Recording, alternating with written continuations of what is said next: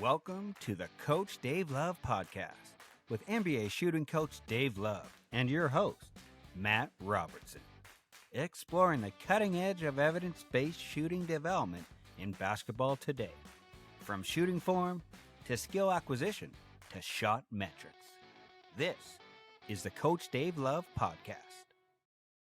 Welcome to the Coach Dave Love Podcast. I am your host, Matt Robertson, and with me, as always, NBA shooting coach Dave Love. Dave, what's going on? Okay, so I'm not even answering that. Doesn't matter. I have a more pressing concern. Okay. My question for you is, you say the exact same thing with exactly the same intonation each show opening, and I love it. Don't change it. But is that a conscious decision, or is that just a habit that you aren't aware that you even have? Yeah, so the first few episodes, I think there was some variability there. And I kind of found something that works. And one of the things that I'm working on as a podcast host is to slow down my cadence just a touch, because you have awesome cadence and timbre in your voice. And sometimes when I get excited, my wife says I get mumbly and hard to understand. So two pieces: one, working on this and working on myself. And secondly, shout out to the low post, horrified the first like 5 or 6 episodes where I wanted to say welcome to, and not as an homage, just by accident, because that's how he intros the pod every time. So really a conscious effort to avoid that situation. So it's a 3-part answer. Thanks for asking. It's so fun. Human nature is so funny, because I'm aware of the pattern that you have. I've never found you to be mumbly. If anything, I'm the mumbly one. And then I had a nice conversation with Tom, our super fan. That has so shout out to Tom, who I guarantee is listening, and had a nice conversation, and he said some nice things about, like, I forget exactly how it went, but complimented me on the thing that I don't think I do very well at all.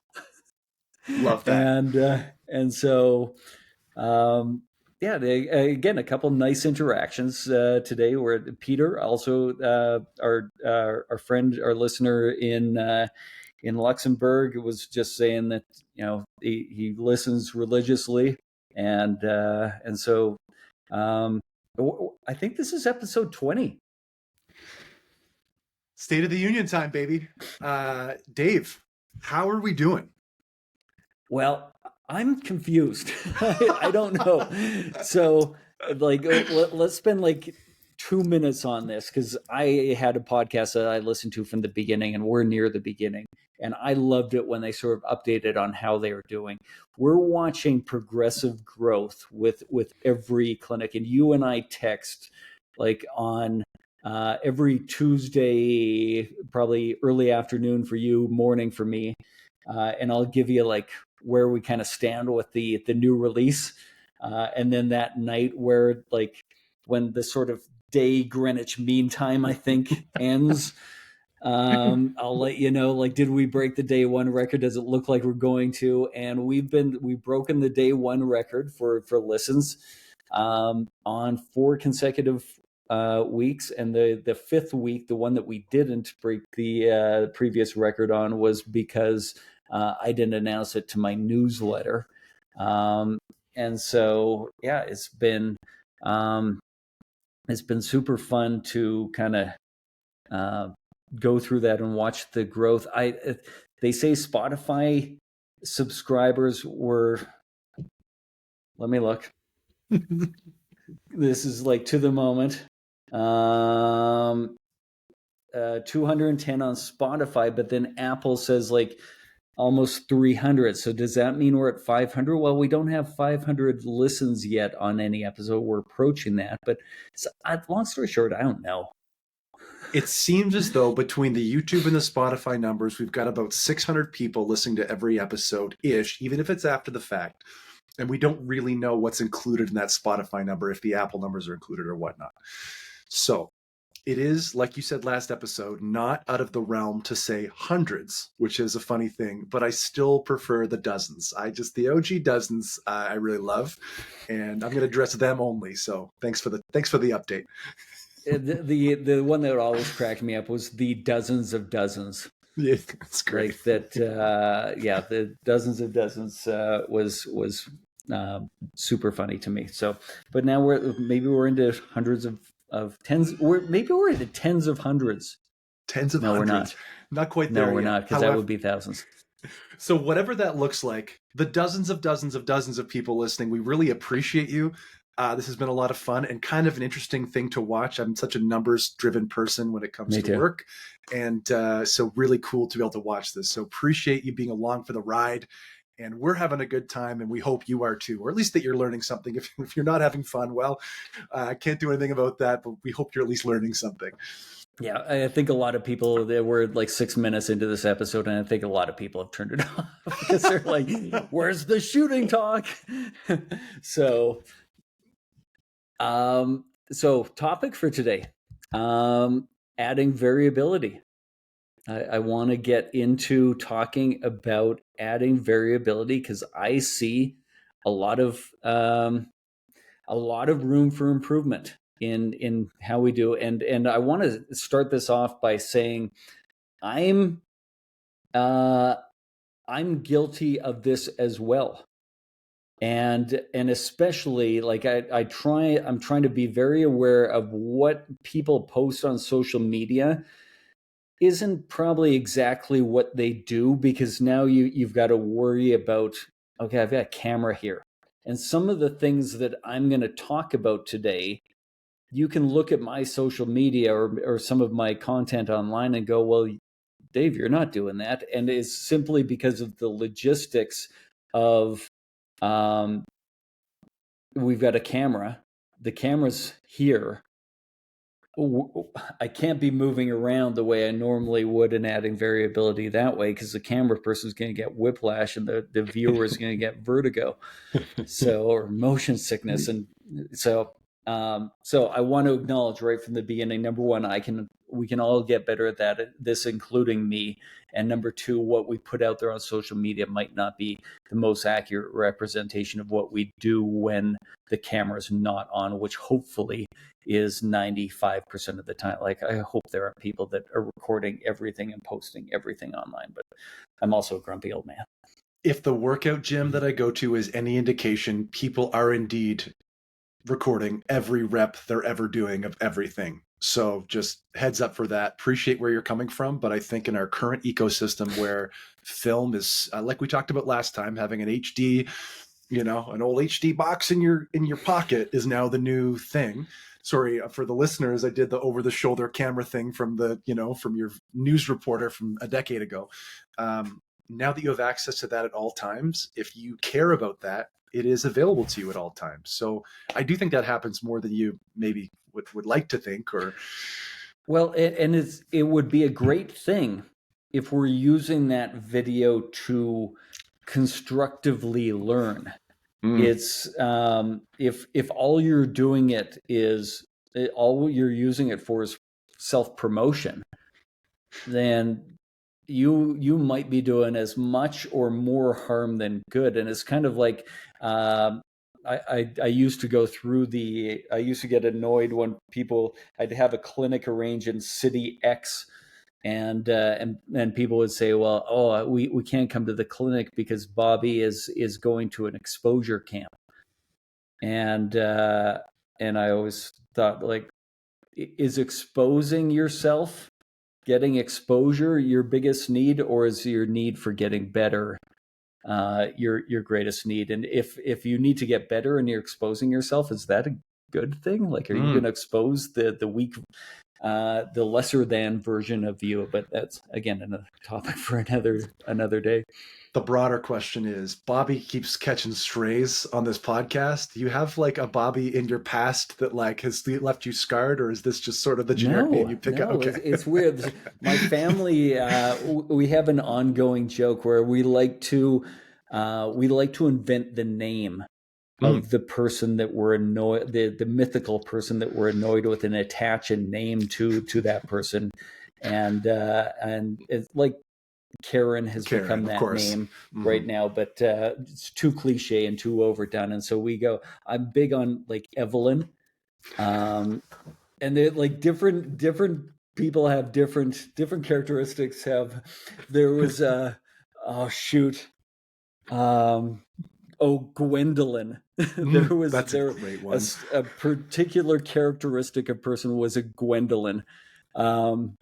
There's no Bobby, and I don't know why I go to. Maybe it's because it's safe, and there aren't many Bobbies. So I know I'm not offending too many. I haven't seen a 12-year-old Bobby sign up for a clinic in a number of years, so I feel like that's safe. Just Portis, and he will run into you in the back alley, I feel. Right. So I can't say Caden. There are too many Cadens and Haydens and Bradens and Jadens out there, so I can't use that one. Bobby and Bobby's a safe one. Maybe that's why I do it. That's the new Matt. Well, I've succeeded in adding a little variability to our podcast. So let's get back on track here, Dave. When you talk about adding variability, are you talking about in the micro sense of like, so last episode you referenced something that I wrote down furiously about adding variability in the lift to the set point, or are you talking about macro in a drill sense from a team perspective? Macro. Awesome. That we are, well, not just macro, all spectrums. Pervasive. Macro, meso, micro. Is meso's a thing, isn't it? Sure. I think that's the medium cycle.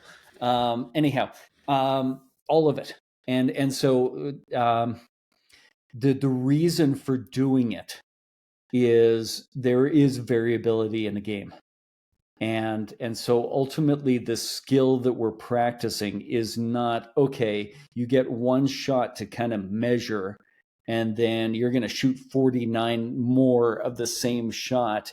And you're going to have it dialed in by the 10th one. So you look amazing in your last 40.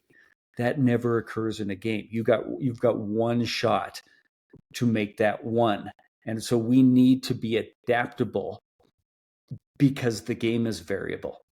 And so that's I think the ultimate skill that we should be practicing is not doing the perfect thing, but getting close to the perfect thing in variable environments. So the one thing, like what I want people to kind of start by picturing is an old phrase, and I'll do this with players all the time.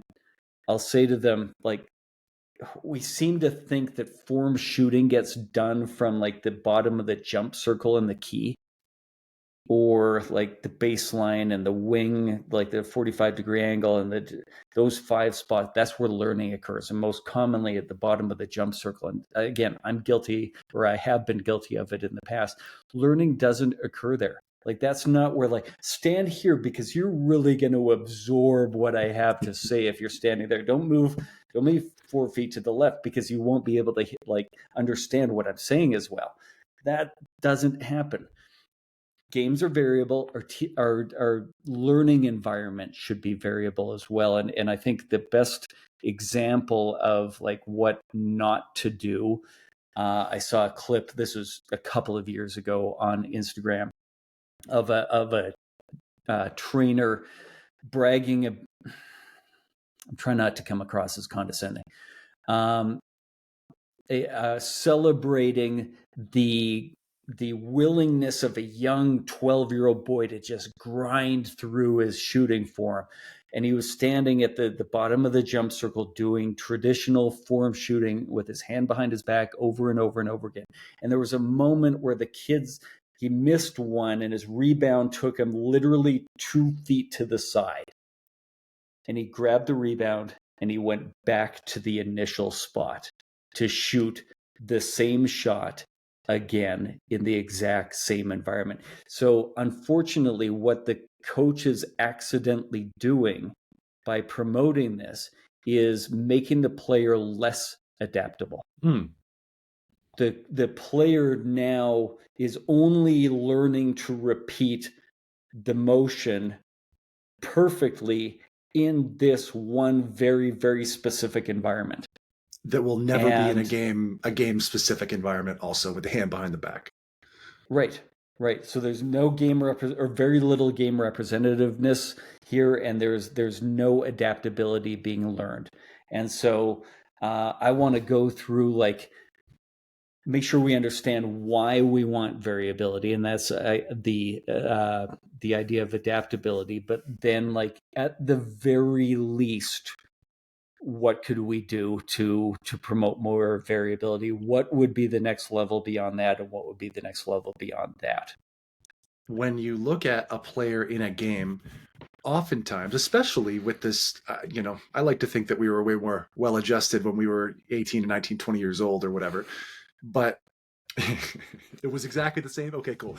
But like you see, okay, so you have the drill that sets up a game situation where you're running pick and roll in between the two lanes.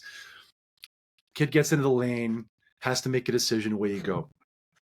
Oftentimes, the kid will get into the lane in a game, and all of a sudden, we have no skills, I shouldn't say no skill set.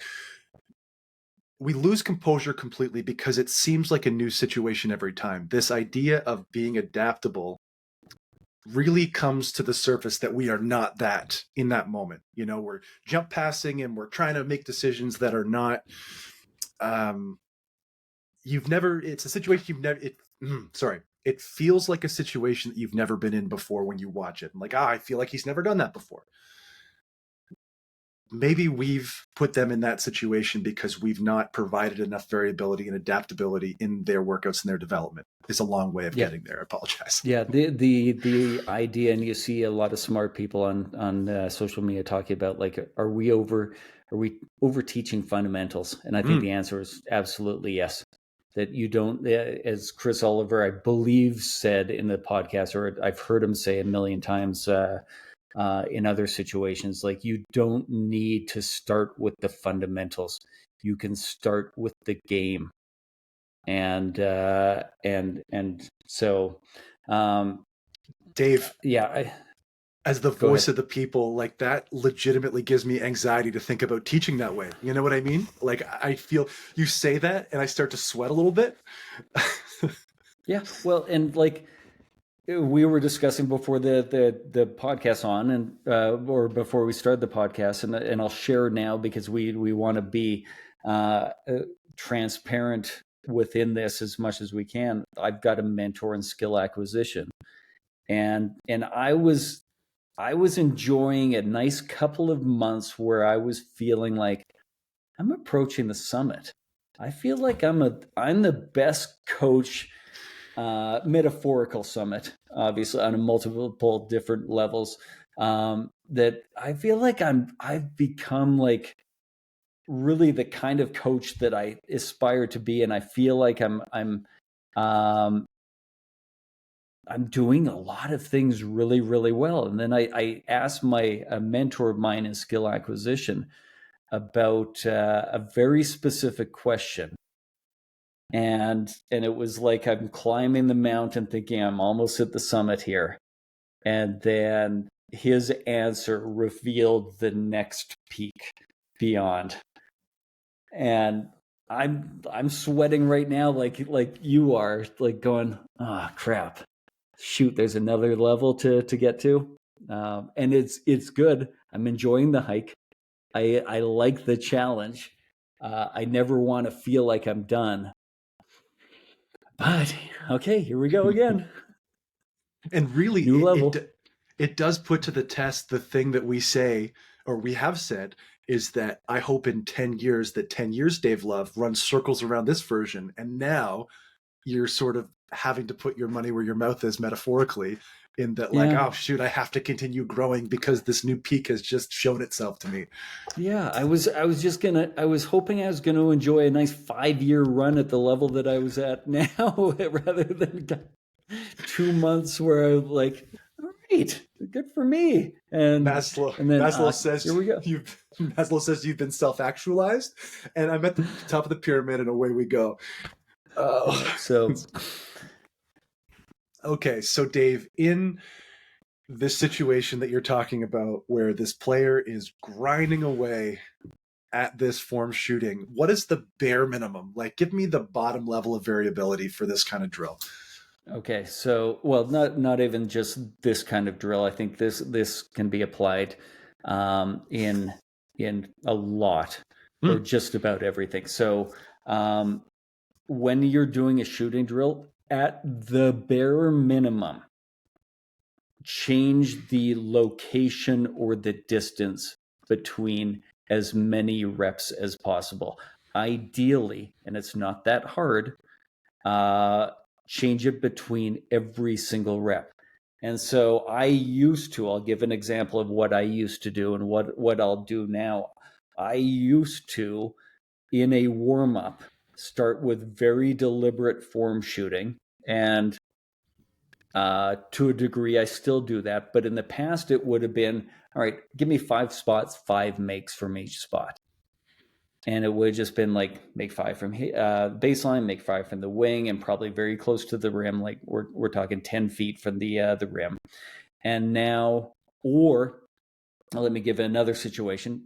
In that first workout, I would have put people at the bottom of the jump circle and done my explanations of things, and they might not have moved. Like we may have spent 10 minutes at the bottom of the jump circle, and then I would have said to them, like, okay, now go over and do the same thing on the baseline and give me 5 more minutes there, and okay, go to the other baseline and give me 5 more minutes there, and then start to like, okay, then add some variability. Now, first shots of the day in the warm-up, and within the first 5 shots of day 1, it's as quickly as I can, okay, move to a different spot. And that's no more challenging for the player. The challenge point has not increased, but the variability had. They are now forced to adapt to a different view of the rim, which should not be harder at all. It will just be a little bit different, and probably a slightly different distance, because they're probably not going in a perfect arc around the rim. They're probably, if the first shot occurred from 11 feet, this one is probably 11 feet 9 inches or 10 foot 3 inches. Even if they think it's the same, it's a little bit different, and they're going to have to adapt to that.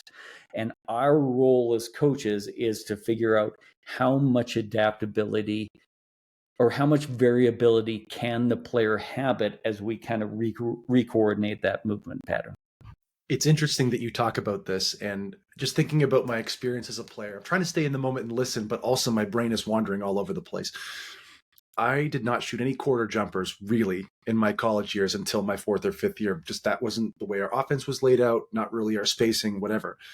As a professional, I almost exclusively lived in the corner. I have one skill and one skill only, baby, and you better stay out there and exercise that skill because, well, let's be honest, I was on the bench mostly, but when I was on the floor, I lived in the corner. And adjusting to the visual piece as a 22-year-old leaving my first degree after 4 years, that was a really challenging thing for me. I was not adaptable. And even thinking about my game has progressed now as a 35-year-old, I'm still not great with somebody flying at me because I never trained that way. I don't have enough reps in that sort of adaptable variable, or being forced to adapt in a variable situation like that.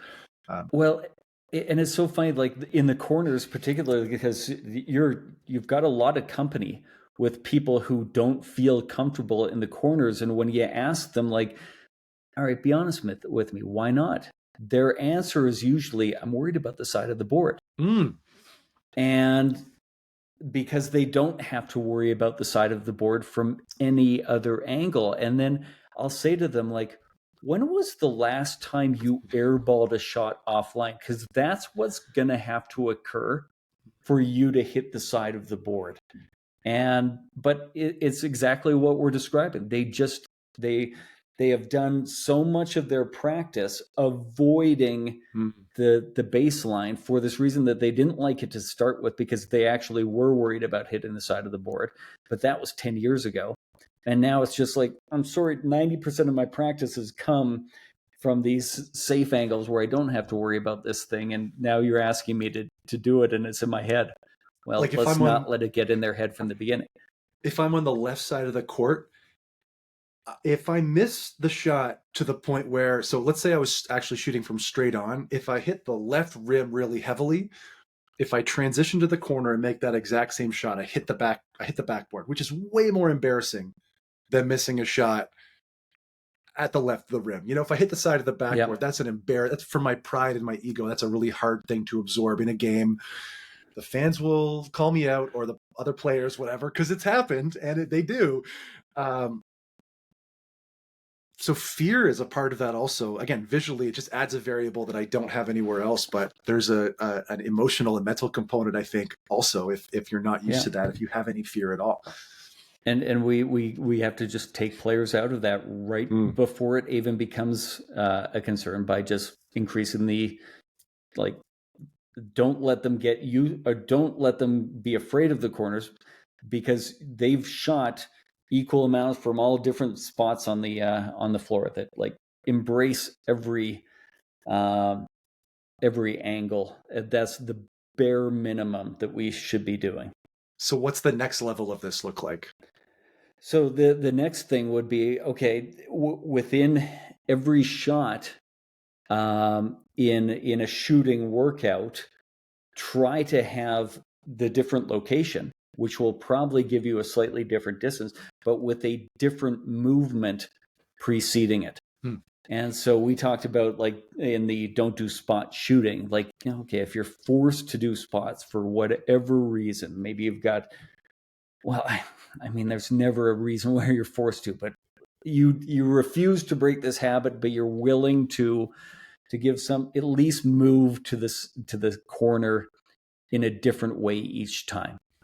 And so along those same lines, you want to add a little bit more variability. Okay, different spot on the floor, and that, like, this shot, you're forward pivoting on your inside foot, going left, so on your right foot. And then this shot, I want you to reverse pivot, going right.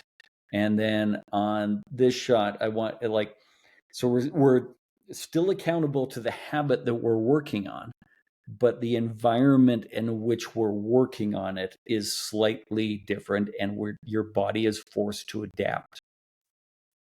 I've spent a little bit of time watching the Dallas Mavericks over the last few months, just, following them because of you, and watching Kyrie Irving's footwork and his game.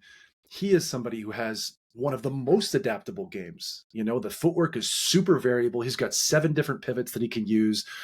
The way he comes around curls or comes off flare screens or whatever.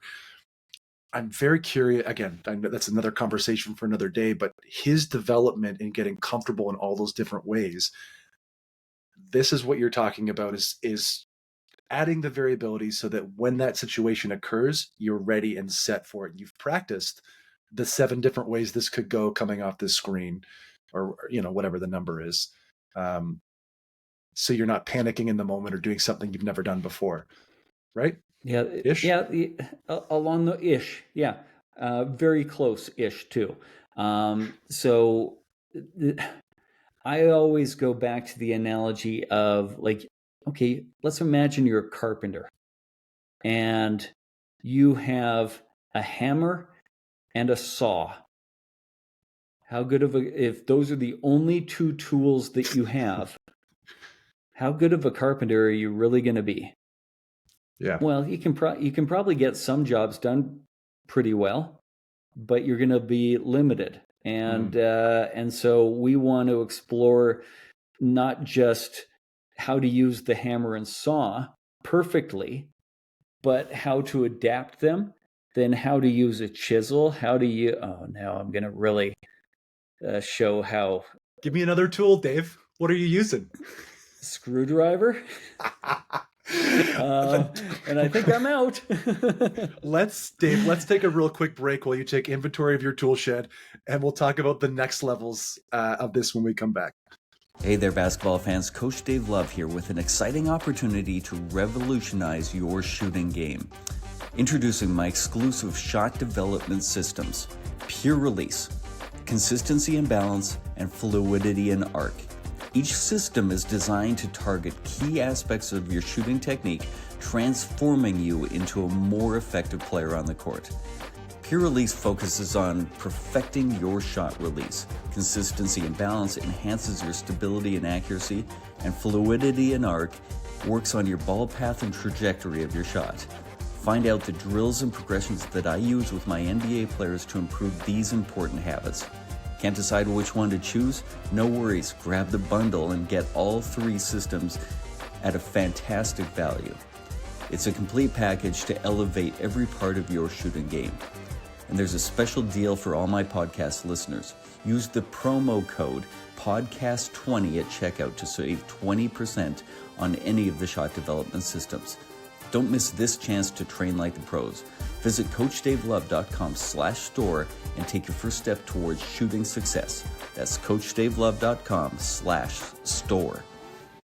All right, welcome back. Dave, got any more tools? No, I'm just kidding. Before we line up into the next levels, Dave, we're coming out of the timeout. Going to put 24 up on the thought clock. I know we covered a lot. That was a long time without a commercial break. Give me a concise synopsis of what we just discussed. Learning doesn't occur on one magical spot on the floor. Learning occurs all over the floor. So at the very least, incorporate the kind of variability where players are shooting from different spots in as many reps as they possibly can. And then the next level will be from different spots on the floor, but with a different kind of movement preceding that shot. I think those are the 2. Shoot. I was reasonably concise there. I was thinking this isn't your best ATO. That's one of the ones where you're driving to the lane, the ball goes out off your leg, the ref goes, "No, we're going the other direction." Turnover. Yeah, and I would just that was fine, but I guess we're not always perfect. We're working on our game. That's part of why we're out here. Dave, I do notice in the show notes that I missed something, and so don't worry. We are going to come back. We are going to come back to the misconception, the reality. Okay. I want to talk about the next level of this. So we talked about moving locations at bare minimum. We talked about moving locations with different footwork or different movement patterns proceeding. What's the next level of adding to this? And really an optimal kind of optimal training situation. Different locations with different movements based on a defender. And as soon as you have a defender, you're forced to make decisions and you're forced to react. In the other 2 situations where I gave you, players still have the opportunity to pre-plan, which probably still happens in games, but probably shouldn't be happening in a game. Like we can probably all remember being in the 9th grade and playing basketball, and like you're pre-planning your dribble move, and then it doesn't work and you can't figure out why, because you gave the defender all that time to get set up as you're thinking, all right, I'm going to dribble between, and so we've got to learn to just react based on what we see from defenders, and so incorporating a defender to force you to make decisions will be the next and the ultimate level. Is that a live defender, or is that a challenge point adjusted defender based on what we're trying to accomplish? Look at Matty Ice. What's the answer? What's the answer? I think that we're adjusting the challenge point based on what we're trying to accomplish in the drill that we're in with the player that we're in it with. Perfect. And then what word would you use to say, like, how are you going to limit that defender? I'm going to add a constraint to the drill, to the defender specifically, so that we give the player an appropriate level of comfort or discomfort based on where we are. Are you proud dad right now? I am very proud of you right now. Can you give me an example of a constraint that you would use or add to that defender in order to? Sure. Much like most of my coaching toolbox and my very short tenure as a teacher, in the bag, borrow, steal model, I'm going to steal something. And I believe you said this, making the defender start behind the player or beside the player to give the player a slight advantage in the situation. Sure. Great one. Give me another. Okay. So if we have a couple of people to work with, which as we've discussed, we don't always have, but giving a light constraint in that there is a choice that needs to be made. So whether that's we're coming off a screen kind of footwork and the defender has two options, whether that's to chase or to go under, that's a constraint. If you're giving the defender the choice, that would, the defender is only allowed to do this or that. Yeah. And then like one that very common one that I'll use all the time, defender has to have their hands behind your back. You play live defense all you want, but hands have to stay behind your back. You're not allowed to reach. You're not allowed to try and block a shot. And I still get played. My favorite was Devin Marble and who's the other guy with the Orlando Magic? I was doing this in a workout, and Devin almost blocked a shot with his forehead. With his hand behind his, he aggressively went after one to try and just see, can I get my head in the way of this one? And yeah, good times.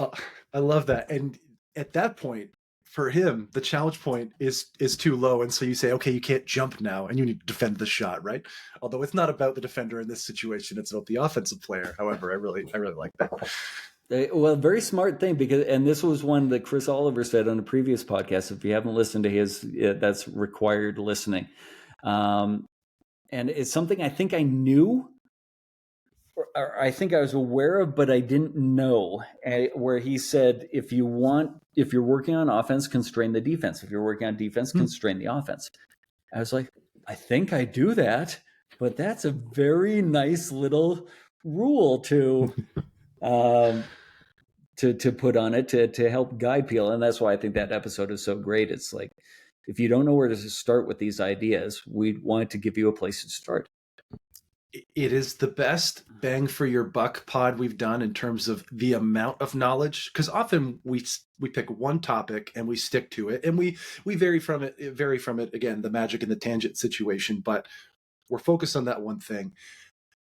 I've listened to that podcast a couple of times just to hear you guys discuss the things, and again, I have a pretty good grasp on a lot of it now, but the first couple times I had to stop at points and be like, okay, sorry, what was that again? Which obviously can't do when we're live, but just the amount of stuff we discuss in that, I think, again, when we have them back on, we can really tighten that up and drill down on a few things. Yeah, and I want you to know, I have a lot of those moments too, and I had a couple of them with Chris. Like I think this was before we started recording the podcast, where he stopped me in my tracks when he said, we're all aware of whole part only if I need to. And I'm like, I'm not, what are you talking about? And then he described it, and I'm like, okay. And that's like, we recorded that about 10 days ago or so, I think, and maybe a week ago. And however long it's been, I've been thinking about it since he said that. And so that's like, we're all works in progress, as my mentor once said. You're asking the wrong guy the wrong question. I almost have a 4-month-old, and time is a flat circle. So, Dave, let's take one more break here. No, we're going to take probably one more after this. But let's take a break, and then we'll talk about Challenge Point when we come back. Hey there, basketball fans. I'm NBA shooting coach Dave Love, and I've got exciting news just for you. Introducing my exclusive, free basketball shooting newsletter. It's packed with insights and techniques straight from the hardwood. Have you ever wondered how NBA players improve their shots? Or how you could get to the next level, whether you're a college player, a coach, or a budding youth player? My newsletter brings all this and more directly to your inbox. Each edition is a deep dive into the world of basketball shooting. I'll share some of the tips and ideas that I use with my NBA clients, tailored for every level of the game. But wait, there's more. Subscribers receive exclusive monthly discounts on my online products. From training videos to personalized coaching sessions, you'll get it all for a fraction of the price. And the best part of all, it's absolutely free to join. So what are you waiting for? Elevate your game and join a community of passionate players and coaches from around the globe. Signing up is easy. Just visit CoachDaveLove.com. Welcome back. Dave, 24 up on the thought clock. This is an after timeout. What did we just discuss in the last little segment? The probably most game representative way that you can add variability to a drill is just add a defender to the drill. And that doesn't mean that it has to be live defense, but as soon as there's a defender, you are probably not able or allowed to do the same thing over and over and over again as a shooter. And so that will be the best way, the most challenging, but the best way to add variability to a drill. I love it. Crushed it. Great job. We got an open look. When we're talking about challenge point, Dave, what are your sort of parameters? Like, how are you approaching this, finding the right challenge point for the right situation, the right drill, the right player kind of thing? I'll go back to something I hope I've said many, many times, and I hope people that have listened to the podcast are hearing these little mantras. That I want to identify the purpose for this. Like, what is the thing I'm trying to guide the player towards learning and discovering and exploring? That could be like a movement in their motor pattern. That could be a read. But what do I want them to discover? Then how easy does the drill need to be so that they have a chance to discover that often? And then how hard can the drill be while discovering that thing often, so that the drill that we're doing resembles a game as much as it possibly can? And those last couple of words are, I think, the most important part. As much as it possibly can. In early stages, that might not be very game representative. That's fine. But hopefully it's more challenging than standing at the bottom of the jump circle, repeating the quote unquote perfect motion with no action or perception, or I guess no perception that you're basing the action off of. You said to me one time before that just to not have low levels of variability for no reason. You know what I mean? If there's going to be low levels of variability, a low challenge point, there should be a purpose behind why you're doing it that way. Yeah, I think there's a cross section between variability and accountability. That if the variability needs to be low, it's because the accountability should be high. And for you to have low levels of variability and low levels of accountability is a waste of time, waste of pooping time, in my opinion. And no, that's a waste of coitus time. Stick with pooping for the kids. Great. And so, like, and then on the flip side, to have like high variability where we can't get accountable is also a waste of coitus time. And people are going to be listening, what the hell is he talking about? First time listener, last time listener. Thanks for coming out. Right. Yeah, we think it's funny, so that's it. I'll start it with Phil Beckner. It's all Phil Beckner's fault is the answer, right? That crap. Yeah. So yeah, it's finding that sweet spot where we can get the reasonable level of accountability to whatever you say you're working on in as game representative a situation as we possibly can get it. So you want me to spin around 3 times and do 2 behind the back dribbles before I get into a skill, before I execute that skill. That's what you're saying? Look at you with leading me into the next thing. Make it game representative.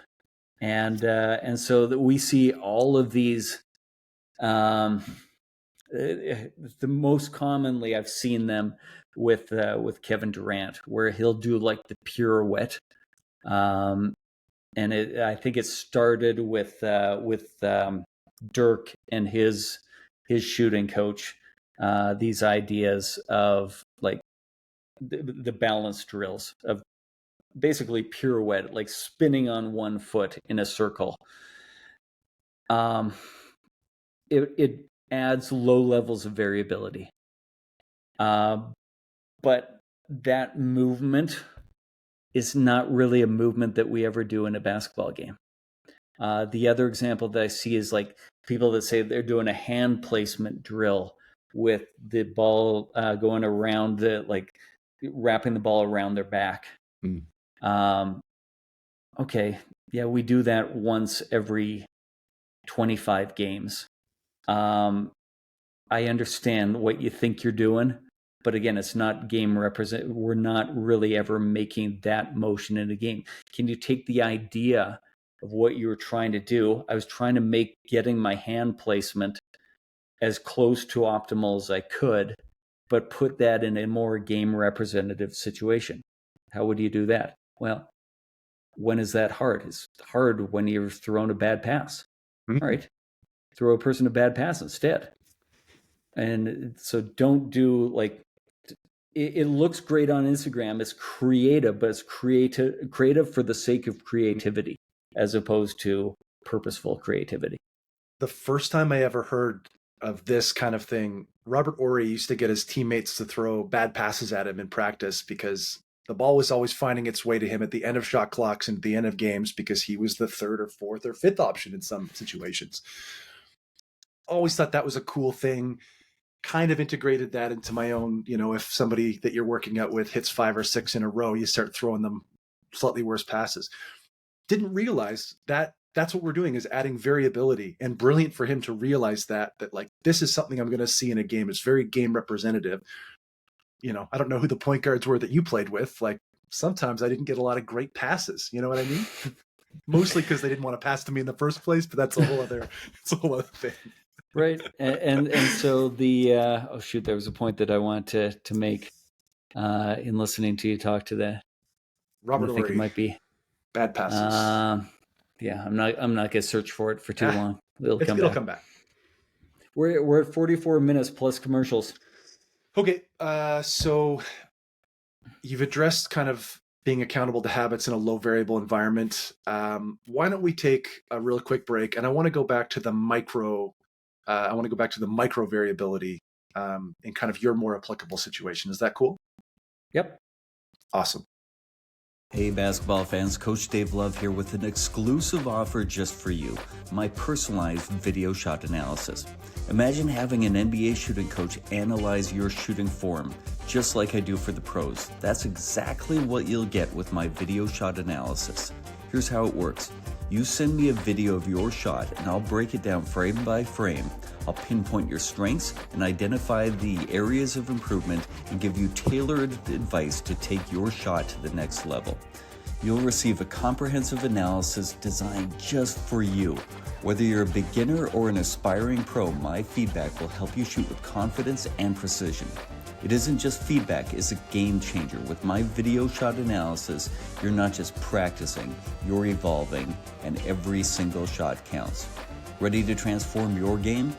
Visit CoachDaveLove.com/store to learn more and get started. That's CoachDaveLove.com/store and look for video shot analysis. Coach Dave, welcome back. Fire up 24 on the thought clock. Drip a play in the timeout. Give me concisely the last segment. Make your variability as game representative as you possibly can. Identify the ways in which variability is forced in a game and recreate that. Oh, and the one thing that I wanted to say that I forgot is, and I might have just forgotten it again. I hate that. That's the worst. Forgetting is the worst. But then forgetting the second time is. You went freelance. I drove a play. You went freelance, came off the screen wrong. Didn't work out. If it comes back again and you forget it a third time, I think we just cut the pod. No, I think, I need to be, that's the version of Dave. Thanks for your efforts. Here's a seat on the bench. Welcome to the Matt Robertson podcast. Nobody wants to listen to me.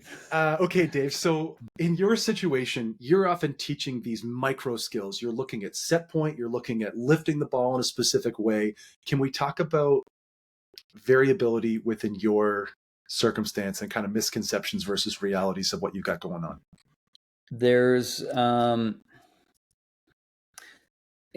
one of the things I'm working on with a fellow by the name of fella.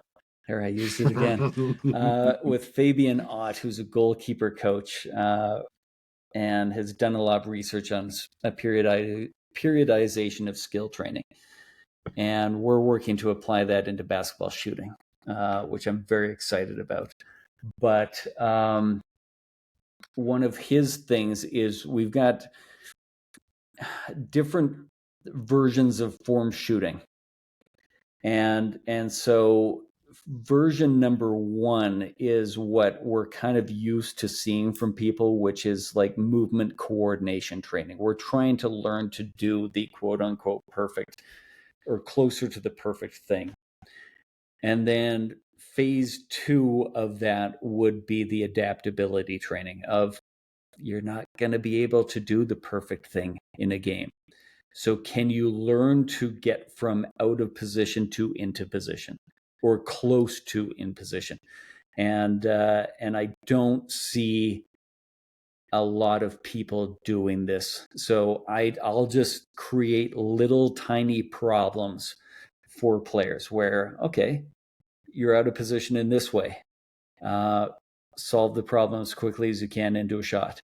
And that will be all of my like pushing drills and leaning drills and wrestling drills. And I don't have a clean name for some of like the hand placement stuff that I'll do, but in my opinion, the more game representative things of like the wrap drill, where it's just you've got a little problem and now solve it. Is that kind of what you meant by the question? Did I even answer the question? No, absolutely. So it's funny. Normally we don't do much of a pre-show meeting, and today we had a long conversation, but talking about the sandbox and how you see it and how we are trying to teach people the optimal shot when really we need to teach people to adapt around the kind of optimal position was kind of what I was hoping that you would touch on. Yeah, and I think one of these days, let's do a sandbox episode. So here, let's use this as an opportunity to talk about what we're going to do on Friday, where we're having a lot of fun. This is sort of part and parcel with the State of the Union. Matt and I are having a lot of fun doing this, and we see what we're trying to accomplish with this podcast is at least on the road to being accomplished.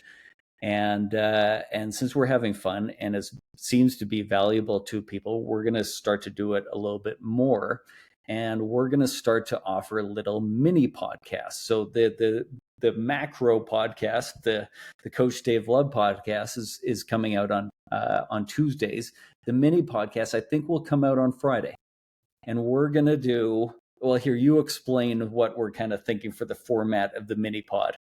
Yeah. So part of what we struggle with here, as you know, is being concise, both in a micro sense of my sentencing and speaking patterns, and also in a macro sense where we're going 40 minutes and it's never 40 minutes.